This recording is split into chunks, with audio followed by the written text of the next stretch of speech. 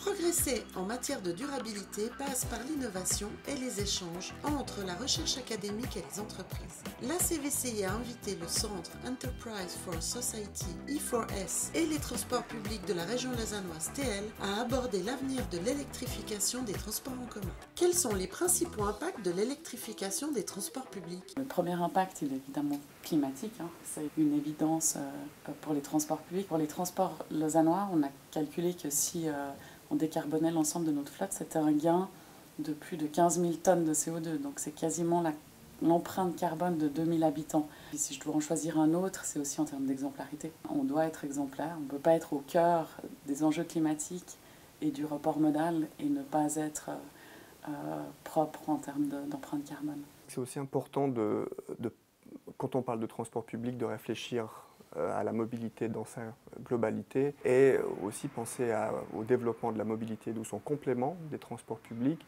ce qui pourra aider aussi à absorber une partie de l'augmentation du volume de mobilité qu'on observe et qu'on observera dans les années futures. Comment gérer la transition vers cette mobilité électrique?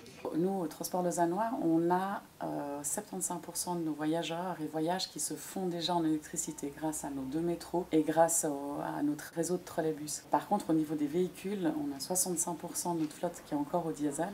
Donc c'est un vrai enjeu que d'arriver d'ici 2030 et ces objectifs qu'on s'est fixés à remplacer l'ensemble de ces véhicules et cette chaîne de production par l'électricité. Pour l'instant, c'est une technologie qui est relativement récente et donc les coûts d'investissement initiaux sont grands.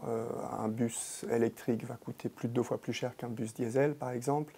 Mais il y a aussi tous les investissements pour l'infrastructure de recharge, pour les dispositifs de stockage de l'énergie, qui font qu'au départ, c'est une technologie qui peut coûter plus cher. Et c'est aussi des choses qui vont changer dans le futur par la hausse du prix des carburants, peut-être par aussi la suppression de l'exemption de la taxe sur le carburant qui va devoir être payée par les entreprises de transport public, et aussi par le fait que la technologie deviendra de moins en moins chère. C'est une technologie qui va devenir de plus en plus attractive. Des transports publics électriques, est-ce la meilleure solution en termes de durabilité?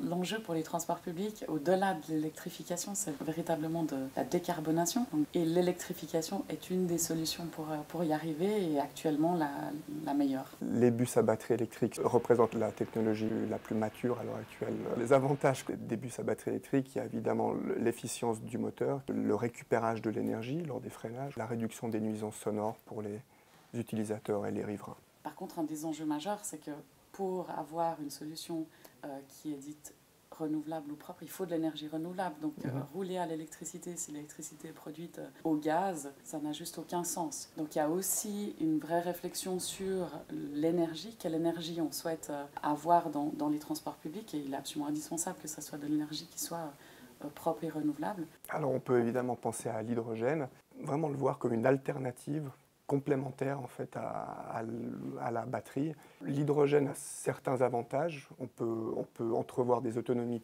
beaucoup plus élevées, on a une densité énergétique plus forte, mais c'est aussi une technologie qui est plus coûteuse, c'est une technologie qui est moins mature à l'heure actuelle. Tout ça c'est à explorer et c'est une musique d'avenir qui est absolument passionnante.